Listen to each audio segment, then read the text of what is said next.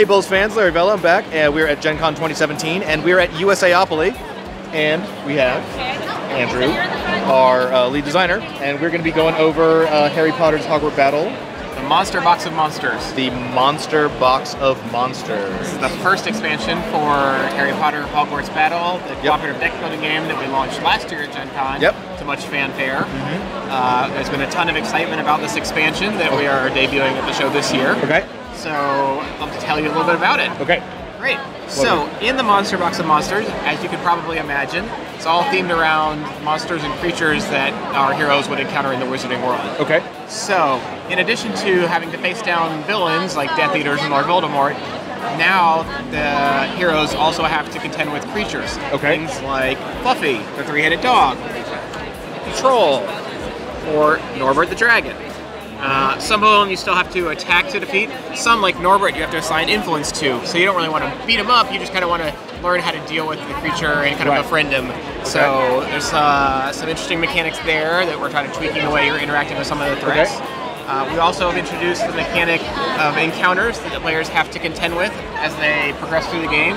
So now, in addition to having to defeat all the villains and creatures that they would encounter, they also actually have to get past these very specific encounter objectives. And they create little puzzles that the players have to work together to solve. Require you to play certain cards in certain combinations, or to take certain actions in order to sort of surpass the task at hand, learn something new as you're attending Hogwarts, get past the encounter, and move on to the next one.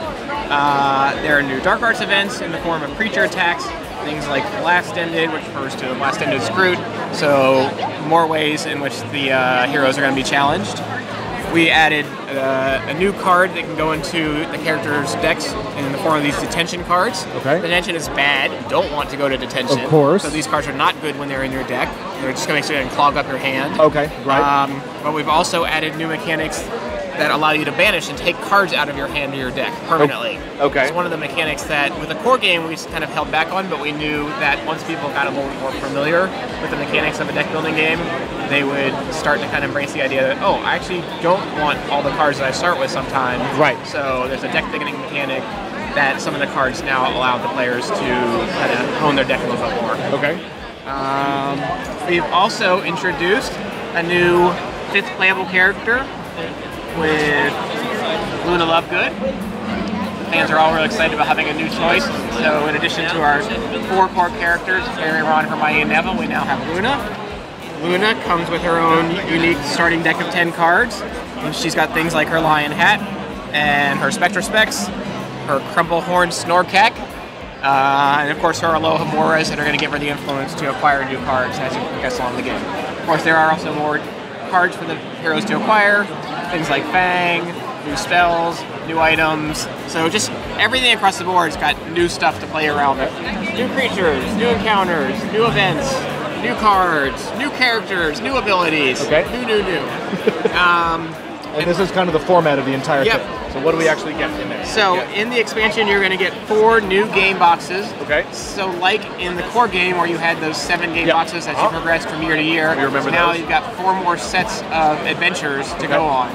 And they are also sequential in nature. So you're going to start to open box 1, and everything that we just talked about now is in box 1. So there's going to be new secrets, new creatures, new encounters, new challenges in boxes 2, 3, and 4 as you progress along the way. And it's all additive in nature, so you can just keep adding new content in, mixing it in with the stuff from the core game and from your previous adventures as well. And then by the end, you have this great, humongous array of things that you can kind of choose from, and we give you some options where you can kind of mix and match and kind of customize your adventures.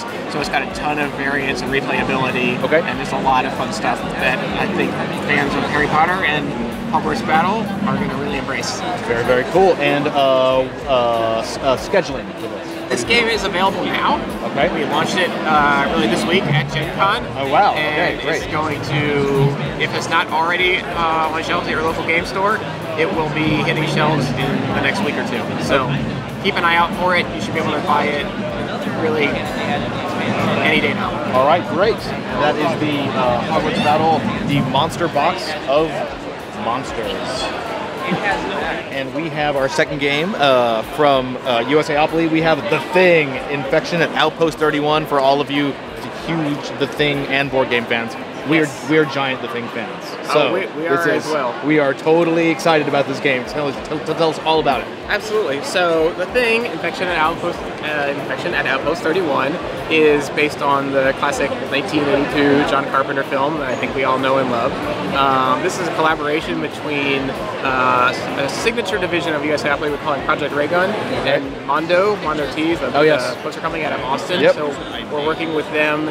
They coordinated all of the art, and we did all of the game design and development, and we're really excited about this partnership. And let's kind of just get into gameplay a little bit. Absolutely. So, as you probably can imagine if you're a fan of the film, The Thing is a hidden identity game. Okay. So, somebody has been infected at Outpost 31, and it is up to the players, mostly working together, but obviously someone who's infected not working as part of the team, to try and make it through the outpost, clearing the sectors, finding the equipment needed to survive, and eventually escape on the helicopter. Okay. But you don't want to escape with the infection. Right.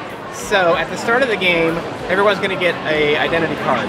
Most of the people are going to start as humans, but at least one player is going to be an imitation.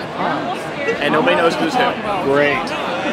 Over the course of the game, you're going to go on these team missions to these various rooms, trying to uncover the location of the creatures that are lurking in the outpost, eliminate them, find the equipment you need in the form of things like flamethrowers and rope and blood testing equipment to eventually make it through to the end and get on the helicopter and escape. Each mission has a requirement of the number of players, and usually a form of a specialization. So there's maintenance characters like McCready, science characters, operations characters. Every character that you're familiar with in the film is one of the playable characters in the game. Each turn you have a captain who chooses a team to go on the mission. They go off into a room.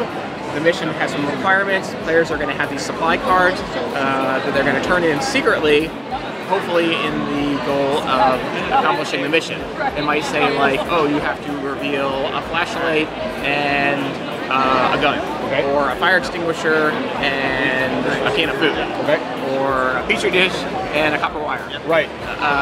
All kind of stuff that you would imagine that they're trying to gather up to suss out who the imitation is, what they need to survive, and how they can get the hell out of here. So you progress, going from sector to sector, room to room, trying to collect everything you need, fighting things that you're going to encounter along the way. The creatures are going to pop up and try and kill the people. And also realizing that at least one of the people in your group is definitely an imitation. They've been infected, but obviously nobody knows who. So you go on trying to gather information. It's the role of the imitation to either sneak onto the helicopter and escape with the humans, and then go out and basically corrupt the world at large. Wipe out humanity. Or just destroy the outpost entirely, and basically wipe out anybody there, so then it's free to do whatever it wants. So the imitation has a couple of ways in which it can win. Advancing this meter to basically destroy the outpost, or being a little more subtle and sneaking on the helicopter. Humans, they just want to survive, get on the helicopter at the end, and make sure they don't take any imitations with them. So that's how the humans win, that's how the imitations win, and then all the tension that you would imagine coming straight from the film is really incorporated fantastically into all the gameplay, where you never know who you can trust, and every time something goes wrong, you're looking at everyone who's like, did you screw it up? Did you screw it up? Who threw the sabotage in the mix? There are ways to screw up the missions. You know, so there's a ton of distrust and animosity, but it's all in the name of good fun. So if anybody is a fan of the film, I think that they're really going to love this experience, because we found it's super immersive to the movie, and if you're a fan of it, you're really going to love playing this game. I think it really recreates that experience in a really fun way. So some brass tacks, how many players? It can play 4 to 8 players, and it plays in about an hour and a half. Great. It's not as long as some of the other sort of hidden identity games you have to kind of go through. It's got a good pace to it, and it's got some really fun moments along the way as you obviously try and reveal all the secrets and figure out who's an imitation and who you can trust and who you can't. When are we going to be able to get our hands on The Thing? This will be available in early November. All right. Very, very good. You can be sure we will be bringing you way more of this. And thanks so much. Absolutely. Thanks for having me.